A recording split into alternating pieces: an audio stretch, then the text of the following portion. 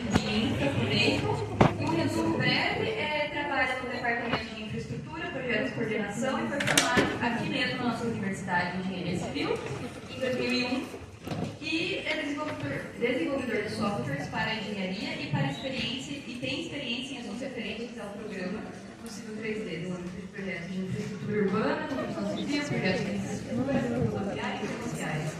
Muito obrigada.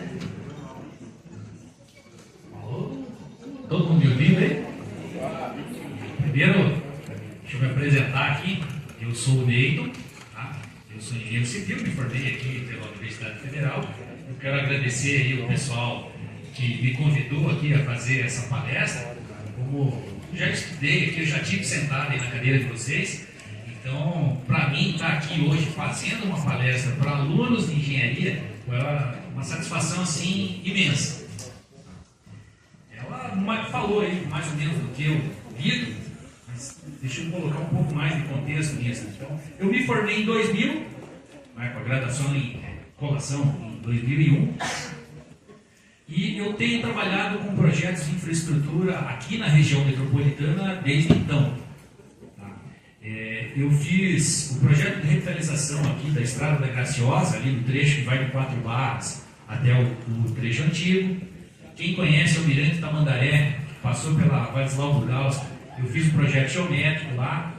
Quem passou na Cachoeira e viu o prédio da Prefeitura Nova, eu fiz um projeto estrutural lá. Então eu tenho trabalhado com esse tipo de projeto desde então. Em 2011 eu fui para São Luís, no Maranhão, onde eu trabalhei com o projeto da duplicação da estrada de ferro Carajás. E lá, onde eu desenvolvi a maior parte dos programas que eu utilizo. Antes eu tinha programas já prontos, mas eram para outros tipos de projeto. Para a ferrovia é que me obrigou a criar coisas bem diferentes, coisas mais, vamos dizer assim, avançadas, por assim dizer. A minha página aí, tbn2net.com, eu apresentei aí. Tem uma outra página também que é o meu blog. Se vocês colocarem blog do Neyton no Google, vai cair na minha página. Ela existe desde 2006 e provavelmente deve ser a página mais antiga que fala sobre o Civil 3D aqui no Brasil. Assim, só para eu ter uma noção agora, quantos aqui está entre o primeiro e o segundo ano? Levanta a mão. Bastante. Entre o terceiro e o quarto ano? Joia. E no quinto ano? Ou mais? E no quinto ano fatorial? Quem está no quinto ano fatorial? Está levando aí Física 1 desde o primeiro ano? Sempre tem, né? Sobre o que eu vou falar hoje? Eu vou falar sobre BIM.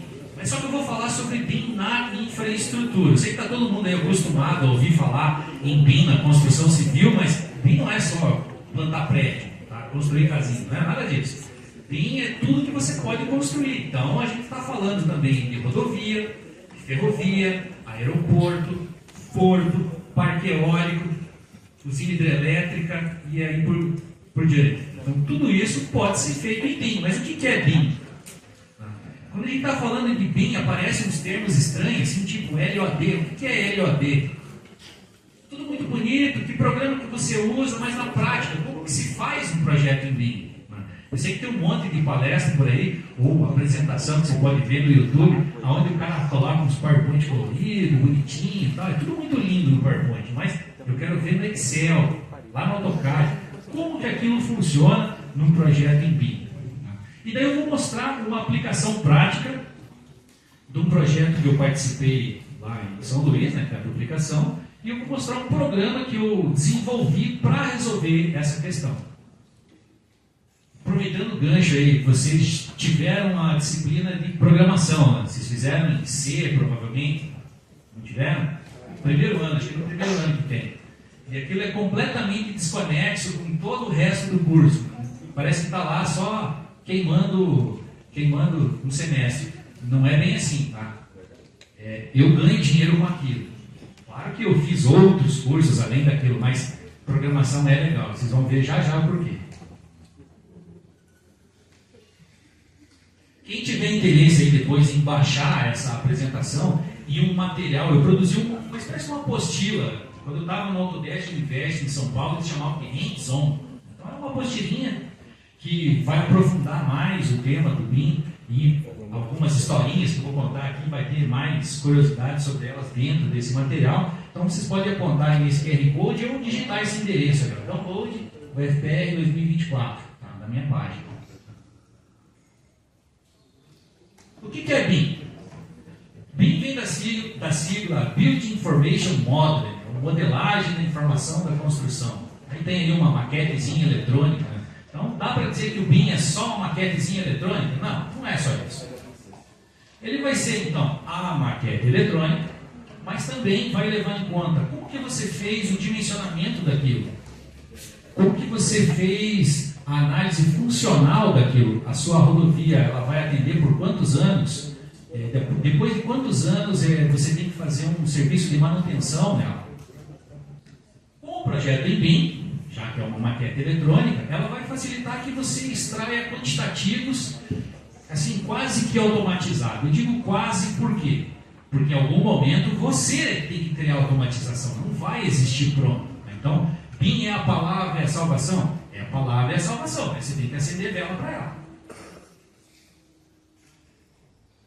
E quando que surgiu o BIM? Dá para dizer aí que ele surgiu lá na década de 70, foi a invenção dos primeiros AutoCADs, né, vamos dizer assim.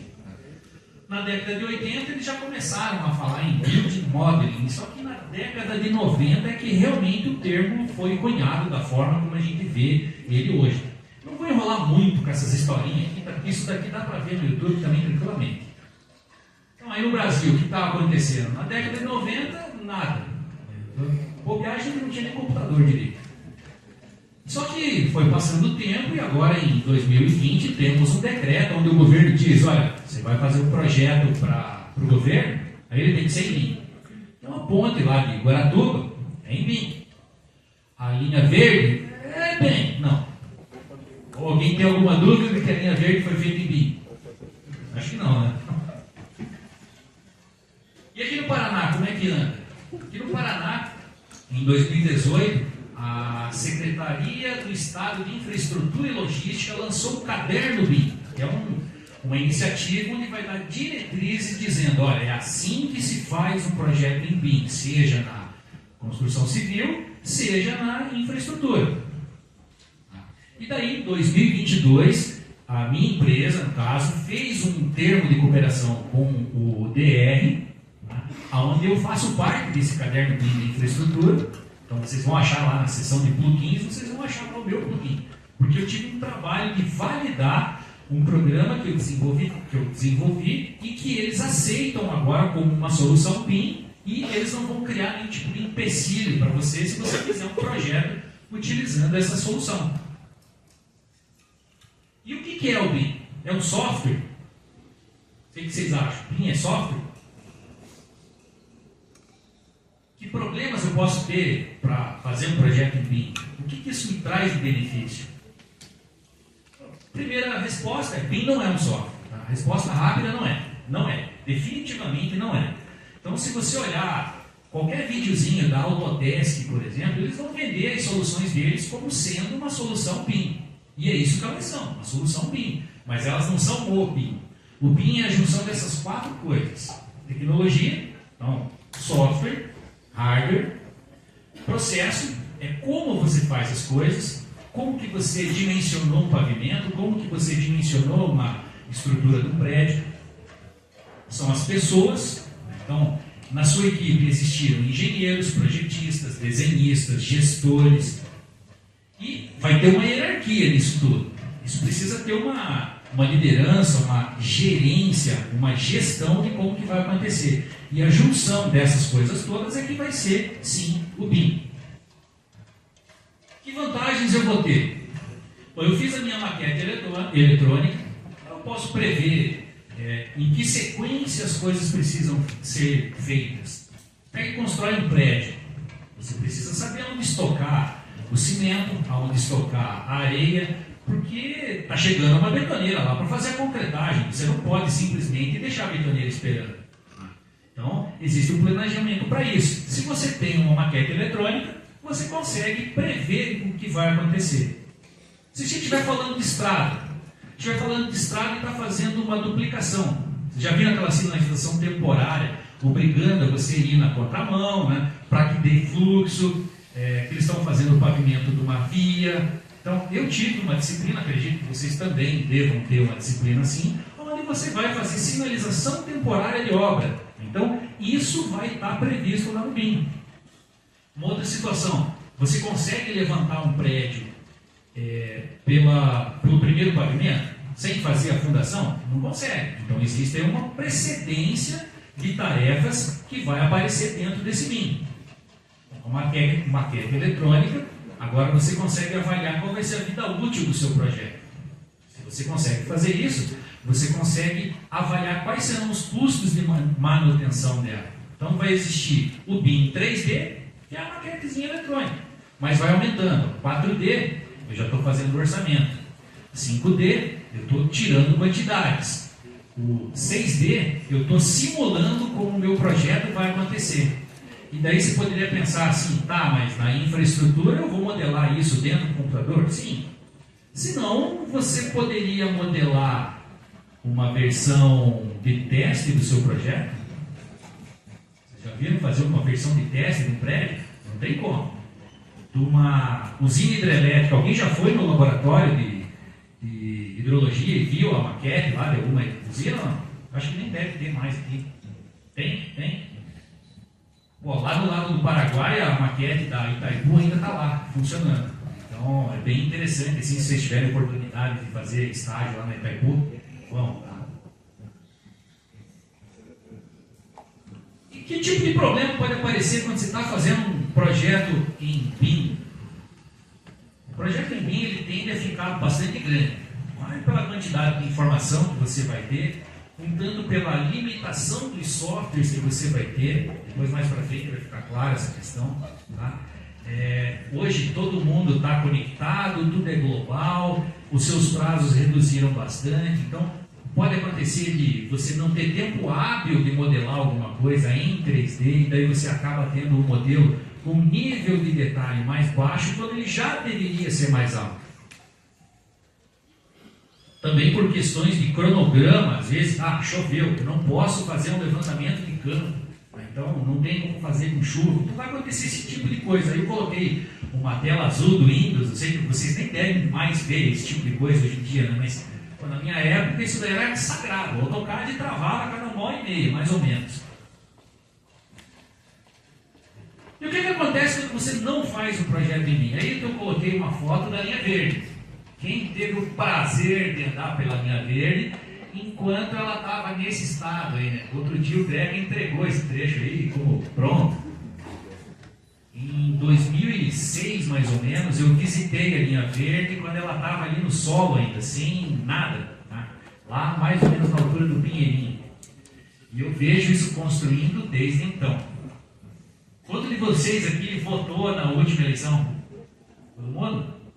Beleza. Viram as promessas do VLT, ou então do BRT, ou então do metrô? Em 96, era o Cássio Taniguchi que estava aqui. E eles prometiam que Curitiba ia ter um metrô. 96.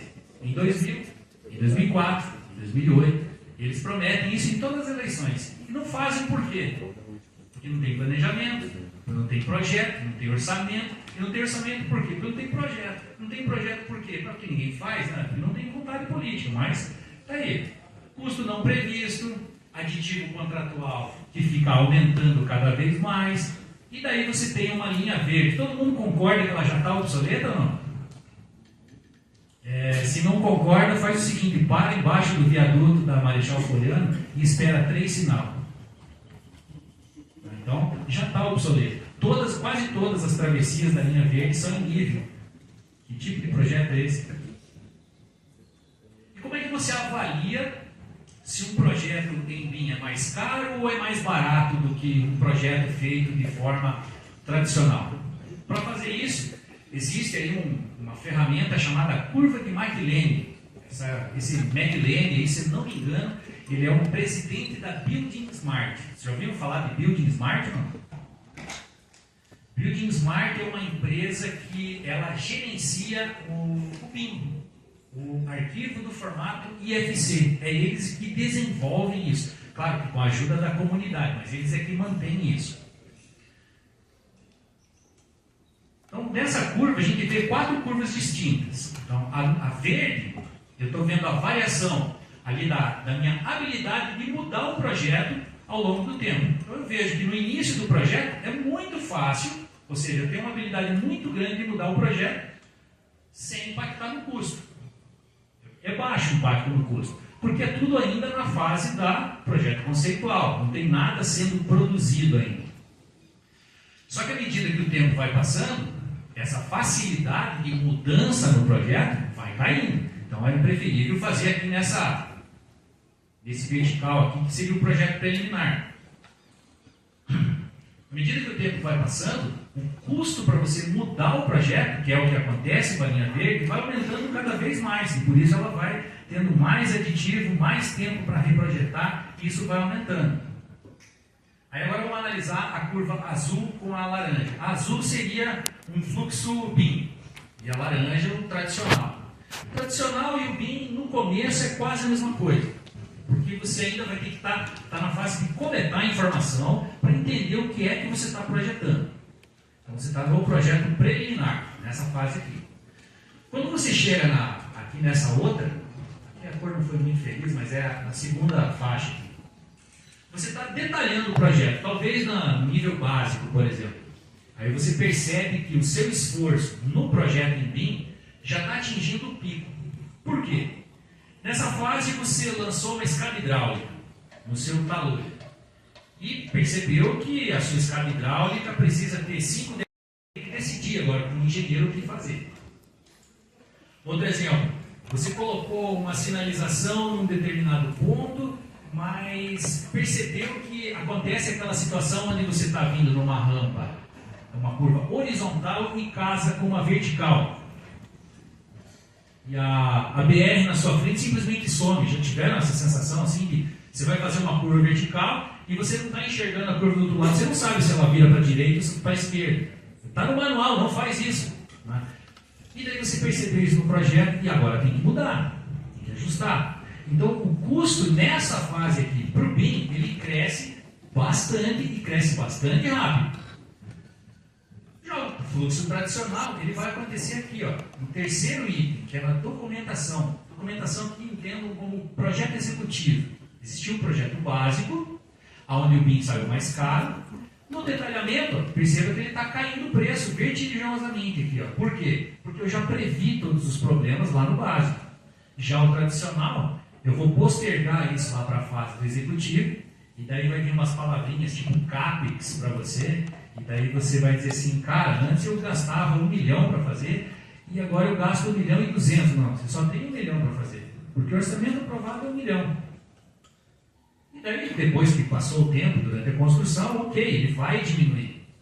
Quando você olha o BIM, ele é um pouquinho mais baixo do que o executivo.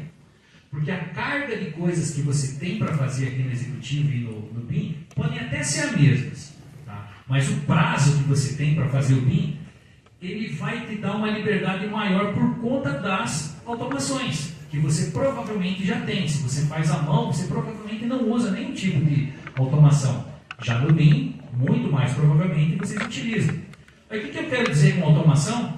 Lembra lá da disciplina de programação do primeiro ano? Não é supérfluo aquilo lá não, tá? Aí eu estou falando de BIM. Aparece um outro termo lá, LOD, Level of Development. O que significa isso? Eu estou fazendo um projeto conceitual.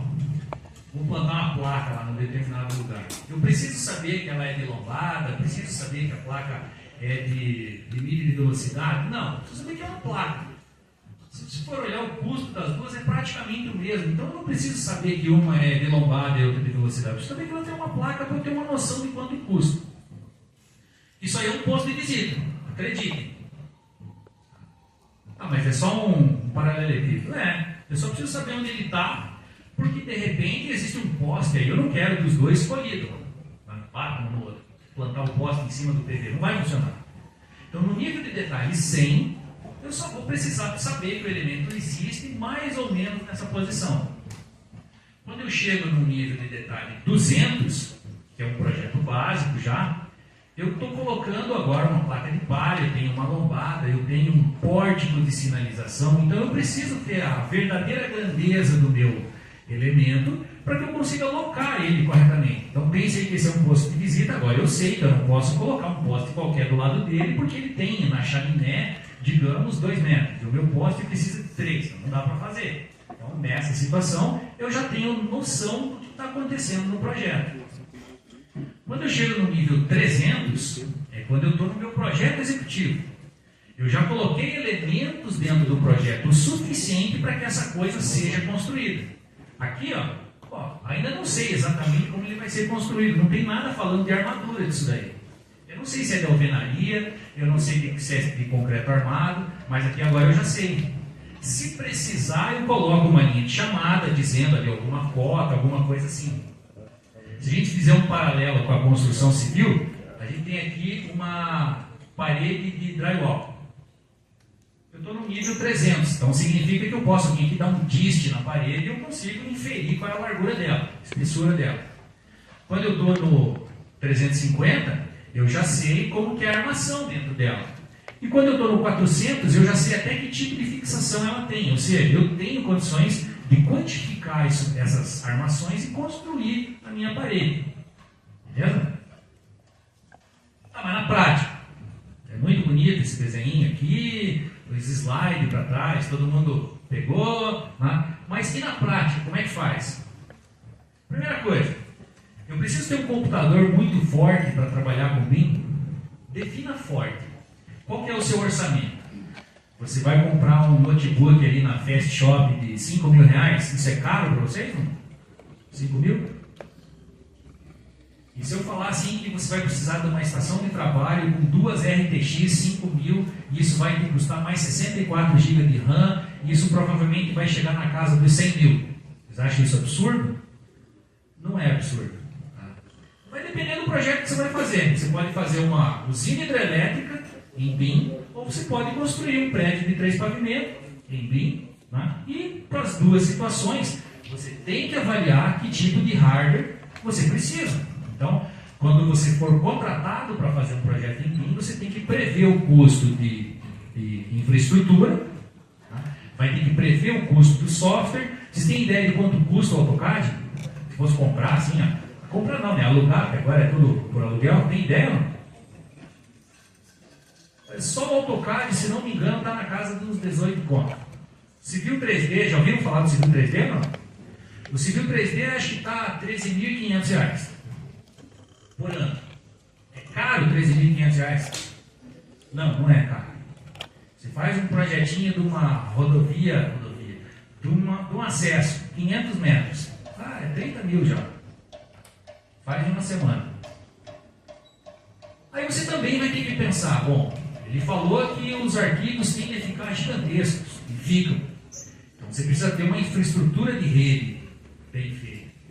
Mas eu trabalho numa multinacional. Eu trabalhei numa onde a matriz era na França. Adivinha onde os arquivos ficavam? Na França. Quer dizer que a gente tinha uma conexão de internet? Não. Era uma conexão normal, assim, empresarial era, mas não era tudo isso. Então, o que acontecia? No nosso escritório tinha um servidor local que espelhava aquele da França, então a gente conseguia trabalhar aqui. Então, estou eu lá trabalhando, aqui tem uma infraestrutura de rede com fibra ótica, bonitinho, funciona maravilhosamente bem. Mas tem que se pensar em quanto isso custa e quanto isso custa. Aí você vai começar a pensar agora na organização dos seus projetos, né, dentro do seu computador. É muito provável que você divida ele em pastas. Que fase do projeto eu estou? Executivo? Básico? Eu estou no conceitual? É um projeto multidisciplinar. Na rodovia você vai ter ali terraplenagem, geometria, topografia, geotecnia, você vai ter plano de sondagem, você vai ter relatório fotográfico, você vai ter orçamento, você vai ter projeto de desapropriação. Então é um monte de pasta. É muito provável que você vai organizar cada disciplina dessa numa pastinha. E como é que você gerencia um projeto realmente grande disso? Normalmente se utiliza o que a gente chama aí de gerenciador eletrônico de documento, um programa. O mais comum aí que eu utilizei durante a minha vida é o ProjectWise da Bentley. Então, nesse programa, eu preciso acessar o projeto geométrico do trecho fulano. Faz um login, baixa o arquivo, manipula ele, sobe o arquivo de volta. Então, agora o meu gerenciador ele tem controle sobre os meus acessos, sobre as modificações que eu fiz. O meu cliente vai acessar uma versão cliente desse programa e vai fazer as anotações lá, aqueles balãozinhos, né, no desenho, para dizer, olha, eu preciso corrigir esse pedaço aqui. Então, existe um histórico de como o seu projeto foi feito, de como ele foi alterado, por quem foi alterado, em que momento foi alterado. Então, isso tudo é o BIM. Quando eu volto aqui nesse desenho, ó, eu falei aqui de pessoas, tecnologia, processos, governança. Se eu estiver pensando aí em pessoas dentro de cada disciplina, o pessoal de topografia foi no campo, tirou foto, levantou ponto, criou a superfície do projeto. Por engenheiro de geometria, interessam esses pontos? Não. Interessa o quê? Topo cadastral e a superfície. E daí ele faz o projeto geométrico. Aí vem o cara lá da drenagem, ele vai construir a drenagem profunda e vai construir a drenagem superficial. Ele precisa dos pontos de topografia? Não. Ele precisa da superfície do projeto, que é o topo ali do pavimento, e precisa da superfície do terreno. Aí vem o cara da terraplenagem. Também não precisa de quase nada do que veio para trás. Ele também vai produzir um monte de coisas dentro da pasta dele que só ele mexe, ou seja, cada um trabalha na sua caixinha de areia. Cada um vai fornecer para o seu coleguinha só aquilo que ele precisa saber. Então, fiz um relatório topográfico lá para topografia, o cara da desapropriação não está nem aí para isso. Mas ele vai olhar para a terraplenagem para ver assim, ó, que o talude está avançando em cima dessa casa aqui, eu vou ter que desapropriar ela, isso tem um custo. Então, eu forneci só a informação que ele precisa saber e coletei só a informação que eu preciso saber. Isso é o gerenciamento das pessoas dentro de cada uma dessas pastinhas. Cada profissional, então, vai ter uma caixinha de areia. Eu tinha dito aí que tem lá uma siglazinha a mais, né? IFC. O que é o IFC? IFC é como se fosse o inglês. Para a gente falar com alguém lá na Índia, a gente não fala hindi, nem português, a gente fala inglês. Para a gente falar com alguém no Cazaquistão, a gente fala inglês com ele. Por quê? Porque é uma linguagem comum. Então, IFC vai ser um formato de arquivo que é comum às plataformas BIM.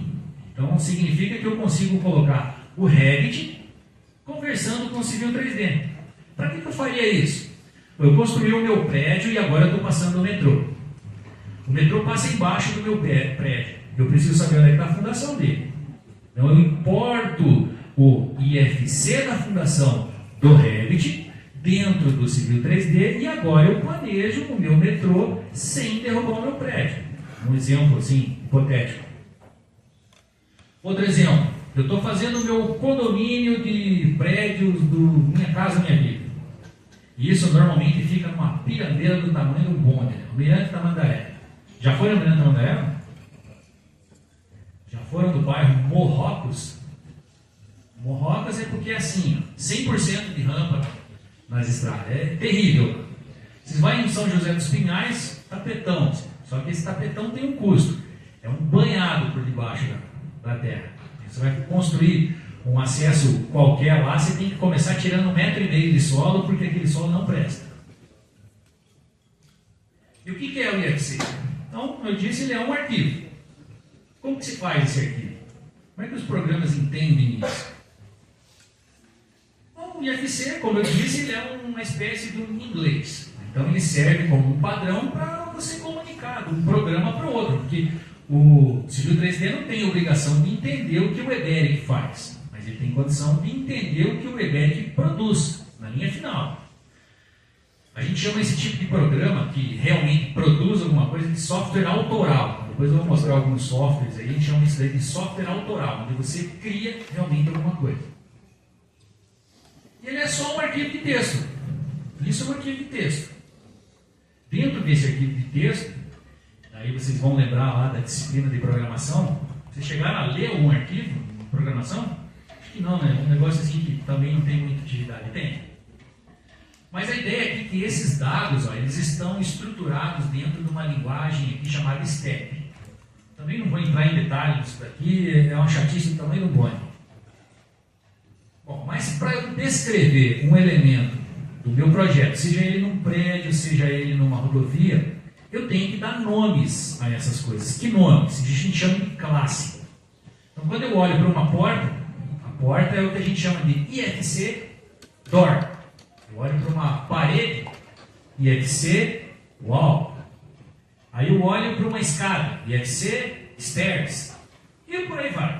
Tem, se não me engano, uns 800 nomes. Cada um deles abre para mais uns 20, assim mais ou menos. O caso é que, num projeto de infraestrutura, tipo esse aqui, você vai identificar aqui, ó, um posto de visita de drenagem. Olha o nome que ele tem. Manhole, em inglês, posto de visita.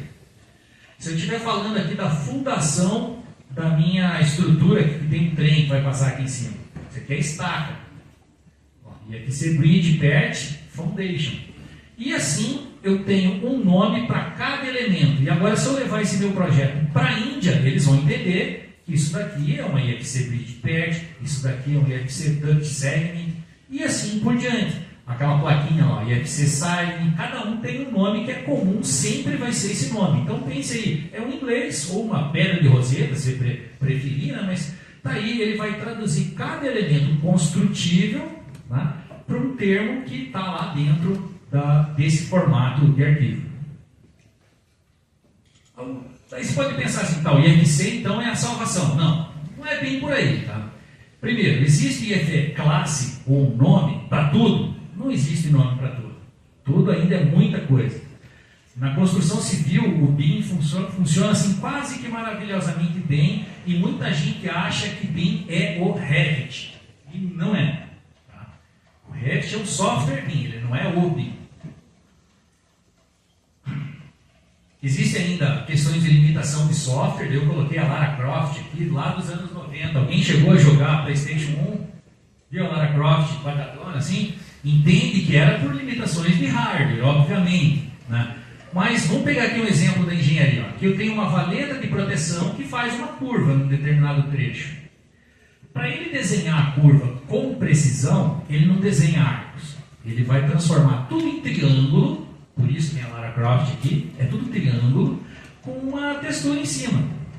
Significa que eu estou abrindo mão da precisão para representar aquela peça. Só que se eu abrir mão demais, a minha peça perde precisão, eu não posso chegar ali e medir a espessura aqui, que vai estar errado. Então, eu vou ter que colocar mais triângulo para que a coisa fique mais próxima do que eu projetei. Mais triângulo, maior número de pontos, o tamanho do arquivo cresce. Então, limitações de software. E como ainda não tem classe para todo mundo, também não tem propriedades para todo mundo. Então, a Vale chama a bitola da linha férrea de bitola. Mas o metrô de São Paulo pode colocar um prefixo na frente. CCR, o metrô largura. E aí? A Vale criou um, a CCR colocou um, e aqui eu fiz questão de colocar um exemplo da CCR, e daí a Rumo chama como? De Rumo? Daí tem a Rumo largura, a CCR largura, e todo mundo é largura, não podia colocar width, né, em inglês lá, que agora, beleza, todo mundo sabe. Então tem essas limitações que ocorrem dentro do arquivo. Eu tinha falado aí de softwares autorais, então Civil 3D, projetos de infraestrutura. O Revit, projetos de construção civil. Dá para fazer uma estrada no Revit? Pergunto, dá? Dá, mas não faz. Dá para pintar a Mona Lisa no Paint? Dá, mas você vai preferir um Photoshop, talvez. Vai existir aí o InfraWorks, já ouviram falar do InfraWorks? O InfraWorks é da hora. faz maquete eletrônica, assim, o riozinho mexe, os caminhãozinhos andam, é jóia. Tem ali o Bentley In-Roads, alguém já ouviu falar da Bentley MicroStation? Né? Então, vamos dizer assim, é o equivalente ao Civil 3D e ao AutoCAD. Aí vai ter alguns programas aí para análise de dimensionamento, aí eu coloquei um que eu desenvolvi, que é o DDM, tem o Sólidos, que eu também desenvolvi, tem o EPANET, já ouviram falar do EPANET ou não? Para fazer projeto de distribuição de água. Ou então o EBERIC para projeto estrutural. Esse aqui acho que deve ter um laboratório para vocês. Vai ter alguns aí para gerenciamento de obra, orçamento, né? Primavera, avisos. Vai ter para visualização, né? Esses daqui normalmente são gratuitos, porque o teu cliente não tem a obrigação de comprar a licença dos softwares autorais, ele só precisa visualizar o arquivo IFC. Né? E agora vamos dar uma olhadinha assim na prática. A parte que eu quero mesmo apresentar dessa palestra aqui é essa, na prática, como que as coisas funcionam, mas eu tenho que dar uma introduçãozinha no começo. Um exemplo, projeto de abastecimento de água. Na minha graduação, a gente aprendia um método chamado Hard Cross. Chegaram a ver isso aí? Alguém está no 5º ano? Hard Cross? Uma boa notícia para vocês. Ninguém com menos de 50 anos usa isso. Tá? Isso é lindo para ensinar na faculdade, mas não tem função nenhuma na sua vida profissional. Nenhuma, zero. Ninguém nem ouve falar disso aí. Não, mas como é que faz? Dimensiona no EPANET, no Silver James, que é da Bentley. Pode fazer até a sua rede no AutoCAD lá e daí usar algum plugin para o AutoCAD para converter para o formato do EPANET e vai fazer o dimensionamento lá no EPANET. Se você estiver falando de drenagem, você vai usar um programa chamado SWMM, SWMM. Ele significa Storm Water Management Model. E daí na escola, se vocês tiverem uma disciplina de saneamento ambiental, vocês aprenderam lá o método racional, a equação de Manning, equação de continuidade, e ok, dimensionou tudo como canal, né? Não, também não. Isso é bonito em loteamento pequenininho, ali em Almirante Tamandaré e tal, mas se pega aí um bairro grande, uma cidade grande, você vai querer fazer a simulação dinâmica, né? O que é isso? Você vai ver a chuvinha caindo no seu loteamento, você vai ver a água subindo no tubo, de repente deixou de ser canal, vira conduto forçado, e daí começa a alagar no seu pavimento, e isso está tudo simulando lá no programa, conforme o tempo vai passando. Então, é feito lá no SWMM. Aí, de novo, também pode-se utilizar plugins para o AutoCAD, para o Civil 3D, também desenvolvi programas nessa área. E daí vem aqui um estudo de caso agora. Esse estudo de caso, ele fala de um programa que eu criei lá para fazer a estrada de ferro Carajás, que eu falei aqui no começo. E nele eu rodei todo o projeto de terraplenagem que eu participei lá dessa estrada de ferro. Para fazer terraplenagem, o que a gente aprende na escola? A gente aprende o diagrama de Brickner. Alguém ouviu falar do diagrama de Brickner? Corte, aterro, coordenada de Brickner, compensação lateral. Vamos dar uma analisada aqui nesse desenho. Então a gente foi lá, gabaritou a seção, levantou as áreas de corte e aterro, colocou lá no Excel, gerou o ordenado de Brickner, plotou a curva de Brickner, que é essa linha azul. Aí a gente vai fazer a movimentação de terraplenagem. Então a gente pega aqui, quando está subindo, corte, quando está descendo, aterro. Aí eu vou pegar esse corte em vermelho e vou jogar nesse aterro. Para isso, o que eu calculo? Um retângulo de área equivalente a essa achura e determino o centro de massa. Estou falando alguma bobagem aqui? Tranquilo? Então, desse centro de massa até esse tem uma DMT. Quanto tempo vocês acham que leva para fazer esse desenho? Um movimento de terra. Uns 2 minutos, talvez? É uma estimativa boa, 2 minutos? Então, guardem esse número. Aí lá no Brickner vai ter lá uma seçãozinha em corte, aterro, compensação lateral. Ninguém entendia isso na minha época. Quando eu colocava lá no Excel para fazer o diagrama de Brickner, ninguém entendia o que era compensação lateral. Basicamente é você cortou daqui, você só tomba para cá. Quando você coloca no orçamento, a gente chama isso de escavação e espalhamento. Quando você pega e corta, bota em cima do caminhão, leva para outro lugar e faz um aterro, é escavação, carga e transporte. Então tem um custo diferente para fazer isso. E no diagrama de Brickner, então, agora tem corte inteiro, fator de homogeneização, E como que relaciona corte com aterro e fator de marginação? Quem sabe? Alguém lembra?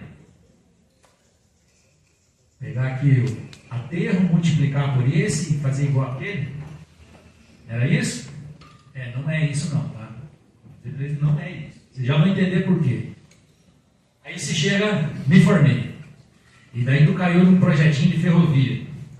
Projetinho de ferrovia, não vai sair um cortezinho bonito, assim, simples, tranquilo. Vai ser umas aberrações, assim.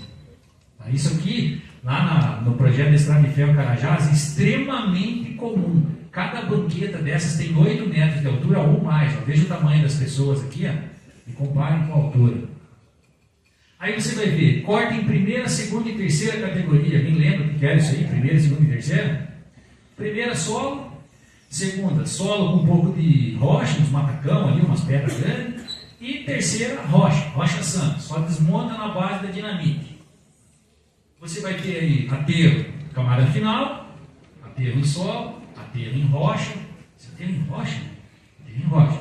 Jazida, bota fora. Então tem um monte de outras coisas que você não vê no diagrama de Briggs. Onde é que está o CDR aqui? Não está. Onde é que está a expansão, o fator de expansão? Também não está.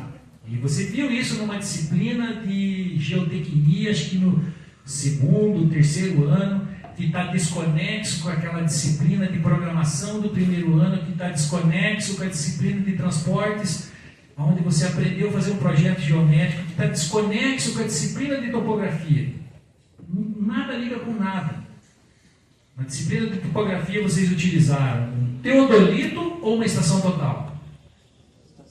Estação total. Usaram algum laser scanner? Não? Todo mundo hoje usa laser scanner, RTK e estação total, vamos dizer assim, tem, claro, mas não é para levantamentos lá muito grandes. É muito mais provável que você faça isso com drone. Vocês já viram fazer levantamento com drone? Cara, é lindo. Você passa o drone lá, 2 horas depois, pronto, está o terreno em 3D lá no seu escritório. E não tem nada de estação total nisso. E daí você pega corte de primeira, camada vegetal.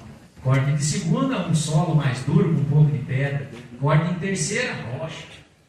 Em rodovia, a gente desvia e evita fazer corte em rocha. Por quê? Custa caro. Então, na rodovia, eu posso colocar lá 12% de rampa.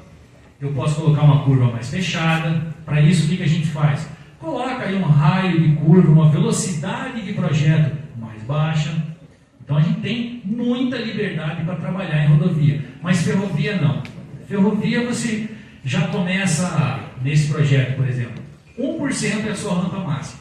Sentido exportação, é quando o trem vai cheio. Quando o trem volta, ele volta vazio, ele tem uma rampa máxima de 1,5%.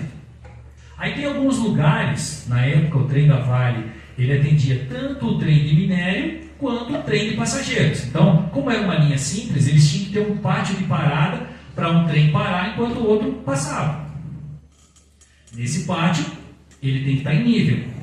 Se tiver 0,25%, vocês entendem que é uma rampa de 0,25%? 1.000 metros, isso aqui, 25 centímetros.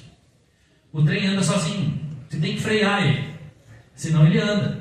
Você pensou o tamanho do desastre que você pode causar aí com isso, né? Então, é muito rígido dentro da ferrovia. Então, você chegou num lugar que tem rocha, você corta. E daí, de repente, pode ser que você está cortando demais rocha e você não pode sair de lá. Você não pode misturar a rocha no seu corpo de aterro. Né? Em rodovia, como a gente está evitando cortar rocha, o que faz quando encontra? E é só uma pedra pequena ali, você brita ela, mistura na terra e rola em cima do trecho, não dá nada. Mas em ferrovia não. Você vai ter que consumir esse excesso de rocha nos aterros maiores, e aqui eu tenho um aterro, a cada banqueta dessa aqui, se não me engano era 10 metros e aqui era 8 metros. Tá? Então, pense no volume que eu tenho aqui de rocha. Aqui é a prova de que isso realmente acontece, tá? Não é só desenho. E daí, lá na escola a gente aprendeu o diagrama de Briggs, mas não aprendeu jazida, bota fora, mas tem isso no projeto também, você vai ter que prever isso também. E como que isso é feito dentro do Civil 3D? Isso vai ser feito lá. O que eu preciso? Alinhamento. Alinhamento e perfil veio do projeto geométrico. A seção do terreno, né, a superfície do terreno, veio da topografia. Aí eu modelo o corredor. Todo mundo sabe que é o corredor lá no Civil 3D? É um modelo 3D. Então, é só maquete eletrônica. Desse modelo 3D, você extrai a superfície de terraplenagem, que fica ali embaixo da superestrutura. Superestrutura é o lastro, o sublastro, a linha do trem, o dormente, né? Isso é a superestrutura. Então, abaixo disso vai ser o corpo de aterro, o corte, que seja. Aí você vai avaliar. Isso daqui é o que a gente chama de material list dentro do Civil 3D. Está bem pequeno aqui, mas acho que dá para ver. Corte de categoria 3, categoria 2, categoria 1. Então tem um monte, não tem só corte e aterro. Aí você vai pensar assim, qual que é o fator de homogeneização de uma rocha? É 0,9. Qual é o fator de homogeneização do solo? É 1,25. Supondo que você fez a análise em laboratório, né? Umidade ótima, lembra disso? Umidade ótima, compactação. De novo, não tem ligação alguma com o projeto de terraplenagem que a gente está fazendo na nossa rodovia. Pô, que curso de engenharia esse que eu tive, sabe? Aí vem a geotecnia, que eu falei de CBR, falei de expansão. O Civil 3D lida com geotecnia, não tem lugar nenhum dentro do Civil 3D para lidar com a geotecnia. E se pega aí, nesse exemplo que eu estou citando aqui, é um projeto de ferrovia com 50 quilômetros. No projeto executivo, é normal você fazer aí uma sondagem a cada 100 metros, 50 metros, vai depender muito aí do que você tem em campo. Tá? Então, 50 quilômetros, uma a cada 100 metros, você tem uma porrada de sondagem para fazer. E daí você vai ter que tratar isso estatisticamente, que é uma coisa que a gente também não aprende a fazer, talvez porque seja do engenheiro geotécnico essa disciplina, realmente, do projeto. É do engenheiro geotécnico, mas a gente tem que saber do que é que ele está falando. Aí vem a ideia de você fazer uma automação que abrace um diagrama de Brickner, que abrace uma geotecnia, que abrace o Civil 3D e junte tudo isso. Como eu disse, esse programa foi feito para fazer a duplicação aqui da Estrada de Ferro Carajás, que é essa linha vermelha. Ela sai de Paraupebas, lá no Maranhão, e vem até aqui o Porto de Itaqui. Isso aqui tem 892 quilômetros. Um exemplo aqui de um dos trechos em que eu participei. Ela fica nesse quilômetro da rodovia, tá? E ela tem 440 metros, essa ponte aqui. Para você ter noção do que significa isso, a altura aqui é de cerca de 65 metros, se não me engano. Esse talude que vocês estão vendo aqui, conseguem contar quantas banquetas ele tem? É uma montanha. Eu estou cortando aí mais 60 metros. Então eu tenho 60 metros positivo, 60 metros negativo, eu tenho aí 120 metros de amplitude no meu terreno, e eu fiz alguma curva para desviar disso? Nenhuma. Tem um rio que corre aqui. Posso fazer desvio? Não posso. Então em ferrovia a gente vai lá e corta mesmo, não dá nada. Para colocar em perspectiva aquela mesma ponte, é isso aqui. Estão vendo esses hominhos aqui? É os engenheiros lá. Olha o tamanho do pilar quando você compara com eles. Isso aqui é monstruoso, é gigantesco mesmo. E como que é feita a fundação desses pilares? É feito com trilho de trem. Isso que vocês estão vendo plantado aqui, é trilho de trem. Aí você vai pensar assim, fazer a fundação com trilho de trem Por quê? Porque para vale trilho de trem é preço de banana. O trilho de trem, passado o tempo, ele desgasta, tem que ir lá e trocar. O que a Vale faz? Vai lá, arranca o trilho de trem, vem uma máquina gigantesca, coloca o outro no lugar e joga o trilho ali do lado. E fica ali jogado. Vem a empreiteira que vai executar essa ponte, recolhe esses trilhos, leva para o campo lá, corta no tamanho ideal, crava no chão, como se crava uma estaca de concreto. Só que a custo zero, ele não pagou nada pela estaca, ele pode usar o trilho que está lá. E você vai pensar assim, resistência, durabilidade, cara, trilho de trem, cara, isso é feito para ficar no tempo, não vai estragar nunca. Tá? O que você tem que fazer? Não sei se vocês conseguem ver que tem um blocão de concreto aqui, gigante. Esse blocão ele tem uns 3 ou 4 metros de altura, mais ou menos. Aí sim, ele tem uma armadura cabulosa, né, que é para fazer a transição entre o pilar e a fundação. Quando você está aqui vendo isso daqui acontecer, cara, é outra coisa. Você olha assim, caralho, eu queria ser engenheiro mesmo para estar aqui fazendo isso. E o que esse programa faz? Ele vai ler aquela informação da lista de materiais do Civil 3D, vai interpretar a geotecnia que veio lá da engenharia geotécnica, tá? Aí ele vai classificar esse material, que você pensa, que em 50 quilômetros daria uma seção a cada 20 metros, 2.500 seções. As seções de A até J tem CBR 10, expansão 2, mas de J até K tem CBR 2 e expansão 5. Aí um material é bom para colocar no corpo de aterro, o outro já nem tanto. Um solo muito mole, então só serve para jogar fora. O programa vai classificar isso. E daí ele vai pegar essa massa de dados e vai calcular a distância média de transporte. Lembra da distância média de transporte lá do diagrama de Brigman? 2 minutinhos? Com isso, ele vai fazer a distribuição. Como isso é um programa, ele vai processar ali interno, você dá o play, ele vai processar, ele vai levar um tempinho ali para resolver.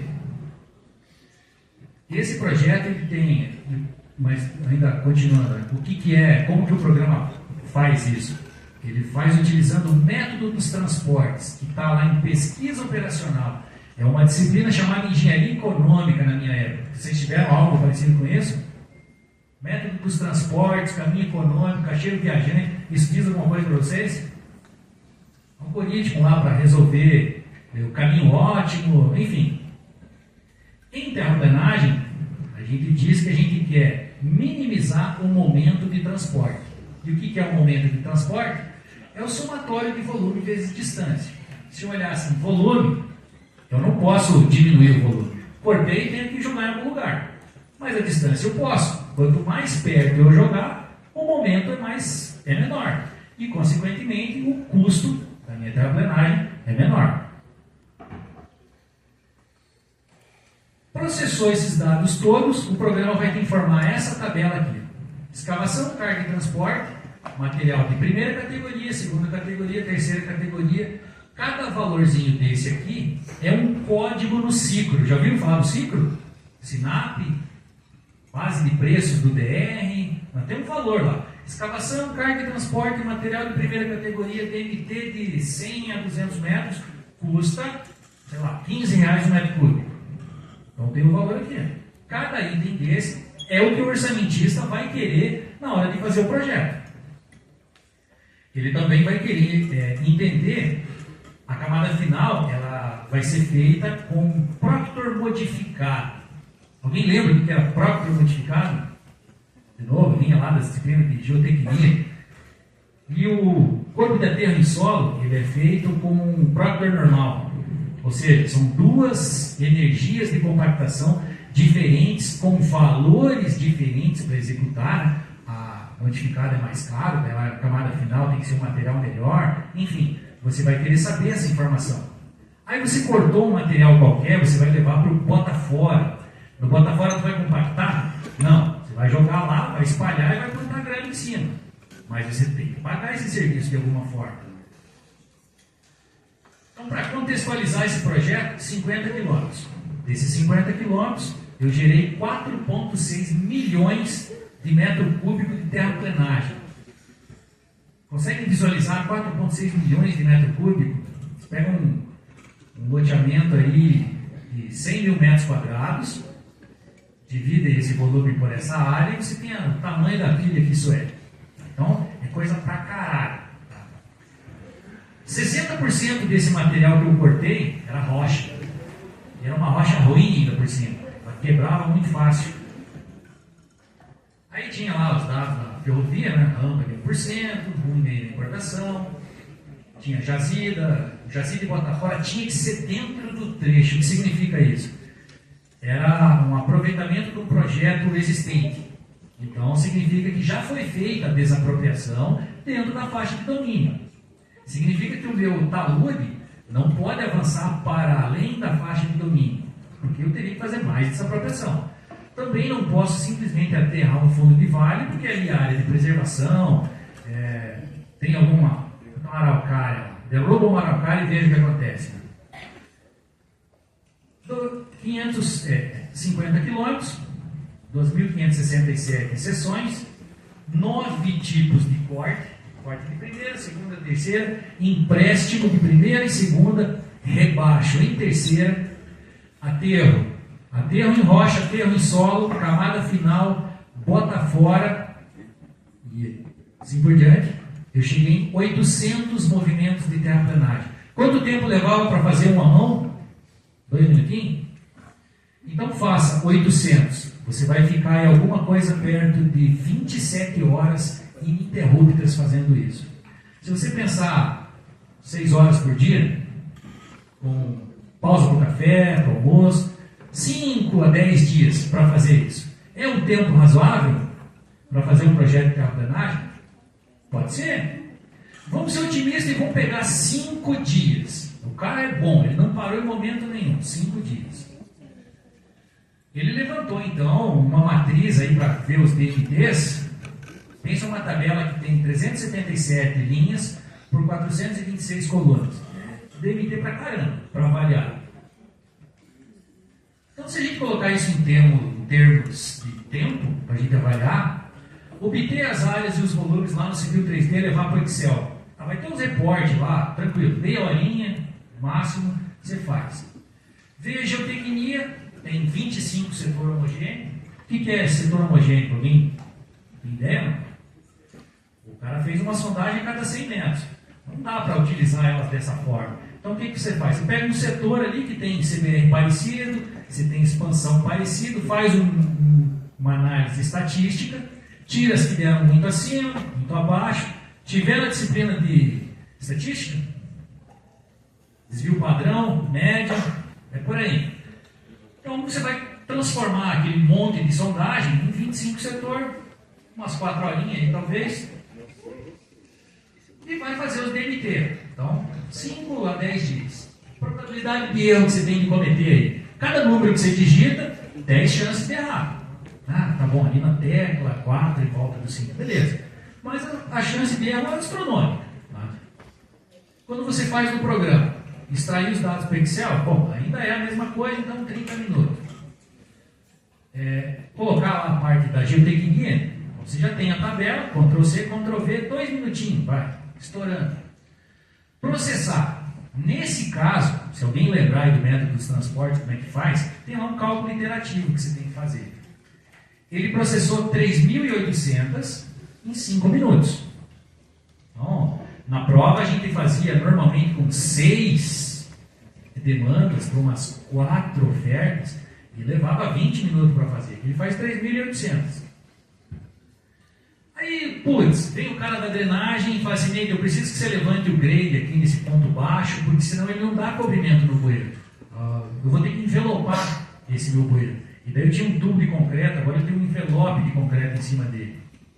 Ou então, eu tenho um corte aqui com 3 km de extensão e rampa quase zero. A minha drenagem superficial simplesmente não funciona. E daí eu tenho que fazer a minha valeta de proteção com grade diferente da ferrovia. Vocês acham que isso funciona? Não funciona. Então, muda o grade e coloca uma rampinha ali de 0,5% só para a drenagem funcionar. Tá? Ou ainda, você chegou à conclusão que está faltando material, sobrando material, então você vai fazer ajuste de grade. No Civil 3D, quem já trabalha aí com ele, um projeto desse tamanho aí, 50 km, arrastou o grip point ali, mandou rodar, uns 20 minutos para ele reconstruir o corredor. Dependendo da máquina que você tem. Eu rodei isso daqui em 2019 com um computador i7 de 5ª geração e 8 GB de RAM. Ele levava 30 minutos para construir esse corredor. Então, considerável.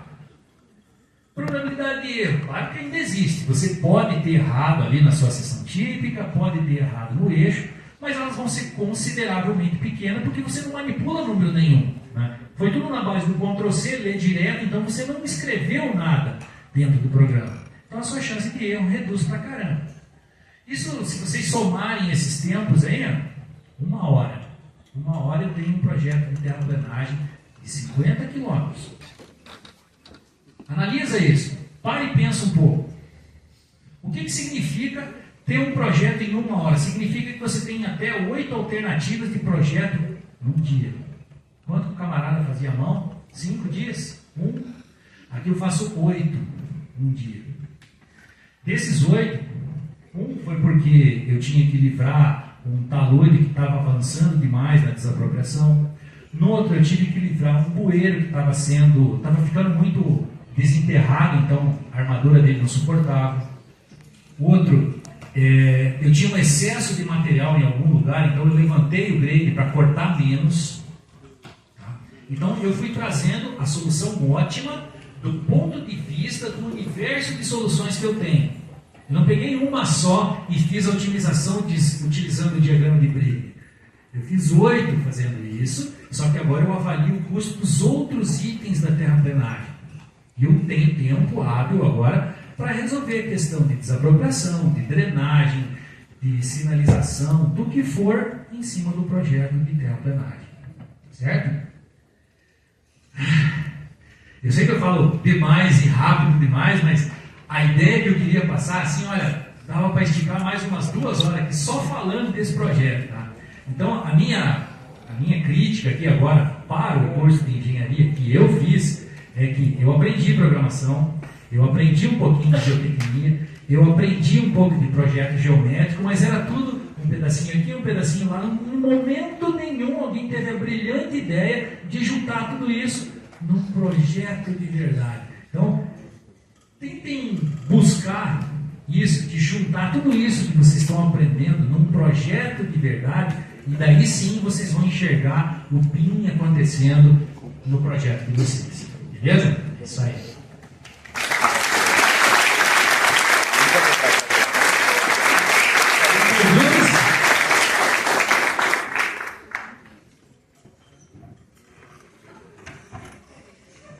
O senhor falou que desenvolveu alguns softwares, né? O que levou o senhor a desenvolver isso e o que estava faltando no seu 3D, principalmente, para o senhor desenvolver esse software? Primeiro, o que me levou a programar? Eu fazia o Cefet em 93 e um dia um cara apareceu com uma HP 48 na sala de aula, professor. Eu olhei para aquilo, cara, aquilo custava $100 em 93. Eu preciso ter uma dessa. O professor fez um concurso lá que ele queria divulgar o livro dele e quem resolvesse os problemas que ele tinha proposto lá de matemática ganhava uma calculadora. Pois eu ganhei um manual da HP 48 dessa grossura assim. Eu li aquilo até todas as páginas ficarem marrons de tanto folhar. Aprendi a programar. Quando eu cheguei na engenharia e fui fazer estágio, o camarada me chegou com uma poligonal, lá de topografia, com 243 lados. Você vai lá no AutoCAD, arroba, distância, sinal de menor, ângulo, 243 vezes. Não. Você joga no Excel, monta um script e manda rodar no AutoCAD. Beleza. Aí, eu estou no escritório de engenharia. Em algum momento vai vir para fazer um memorial descritivo do loteamento. Então, agora eu já tenho noção de programação na HP 48. Eu aprendi a programar em Visual Lisp, que é um negócio que está escrito numa caverna lá na França, mas que funciona no AutoCAD. Então, fiz um programinha para gerar memorial descritivo em Visual Lisp. Um que desenhava aquela poligonal. Depois fiz uma disciplina optativa que era saneamento ambiental e eu precisava fazer um projeto de drenagem. Criei um programa que desenhava o PV, desenhava o tubo, extraía os dados, montava uma planilha, mostrava na tela, tudo dentro do AutoCAD, nada de Excel. E aquilo rodava lindo assim. Quando chegou em 2008, 2007 eu comecei a trabalhar com Civil 3D. Em 2008 eu já tinha transformado esse programa de drenagem para o Civil 3D. E eu coloquei uma página na internet, o blog do Neito. Um belo dia, um cara, quanto que você me vende esse programa? Né? Hoje eu vou dizer para você assim, eu deixei de trabalhar com projetos nas empresas de engenharia em 2019 e eu vivo disso, de fazer programa. Eu sou um garoto de programa. Eu faço programa e, cara, eu vivo muito melhor do que quando eu vivia. Vivo muito melhor do que quando eu estava fazendo o projeto. Então, cara, eu vi essa necessidade e vi que o mercado tem uma necessidade disso. Aí vem aí, Autodesk Invest 2011, lá em São Paulo. Ouviram falar desse negócio, não? Autodesk Invest É um evento que só existe agora lá em Las Vegas. Mas, na época que existia aqui no Brasil, era o segundo maior do mundo. A gente só perdia para Las Vegas. Eu cheguei lá, você que é o Neyton? É, do blog do Neyton? Porra, cara, eu conheço você lá da sua página, blá, blá, blá. Eu era uma subcelebridade naquele dia.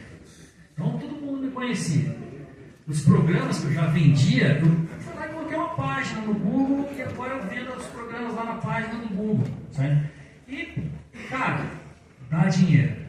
Aí, projetinhos tipo esse daqui, projetinhos, a Estrada de Ferro Carajás, com 890 quilômetros, porra, cara, vai fazer isso na mão. Não rola, velho. Então, eu acabei desenvolvendo programas. Primeiro, para minha necessidade, que era fazer um projeto. Depois, quando esse programa está, como eu vou dizer assim, utilizável, você vai lá, coloca uns ícones coloridos nele, coloca uma ajuda, bota na internet, o camarada compra. Quanto que você pagaria num programa desse? Você tem ideia, não? Eu vi alguma aula do senhor, você estava fazendo um negócio assim, mas eu acho que para usar um mês está muito de 5 mil um mês. Eu estou cobrando barato pra caralho, cara. Eu cobro 3.500 por ano. Já me falaram que eu deveria cobrar no mínimo 16, 17 mil na licença anual. Pensa nisso. Você vai fazer um projetinho, aí é uma criticazinha para todo mundo que vai para a área de construção civil. Quanto o arquiteto cobra num projeto arquitetônico? R$25 o metro quadrado, talvez? Por aí, 30. Projeto estrutural, 5. Hidrossanitário, 3. Projetinhos complementares, incêndio, elétrica, 3, 4 reais o metro quadrado. Parece justo isso para vocês? Para mim não parece. Tá? Então pensem bem nessa área. Eu estou na área de infraestrutura, eu posso dizer assim, olha, o que eu recebo de gente, pedindo gente para trabalhar com infraestrutura, que saiba mexer num Civil 3D da vida, que saiba mexer num Navisworks da vida, é imenso, é imenso. E quanto é que dá para ganhar nisso? Dá para ganhar muito dinheiro, bastante.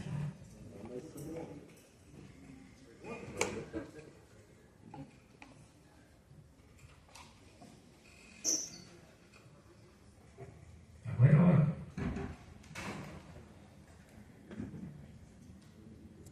Bom, então é isso. Quem quiser acessar o material, vai estar aí nesse link. Tá? Na minha página tem outros programas que eu desenvolvo também, não tem só esses dois. Eu tenho 6 programas diferentes lá, sendo 2 deles pacotes, onde um tem 30 e outro tem 16 plugins dentro. Então tem coisa pra caramba. No meu blog, que é o Blogspot lá, vai ter coisas da minha vida de engenheiro desde 2006. Então vai ter bastante coisa interessante lá para vocês olharem. Beleza? É isso aí.